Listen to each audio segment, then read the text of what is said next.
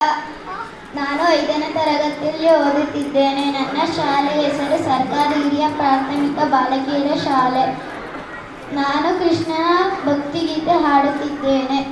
ಜಯ ಜನಾರ್ದನ ಕೃಷ್ಣ ರಾಧಿಕಾಪತೆ, ಜನ ವಿಮೋಚನ ಕೃಷ್ಣ ಜನ್ಮ ಮೋಚನ, ಗರುಡ ವಾಹನ ಕೃಷ್ಣ ಗೋಪಿಕಾಪತೆ, ನಯನ ಮೋಹನ ಕೃಷ್ಣ ನೀರಜೇಕ್ಷಣ.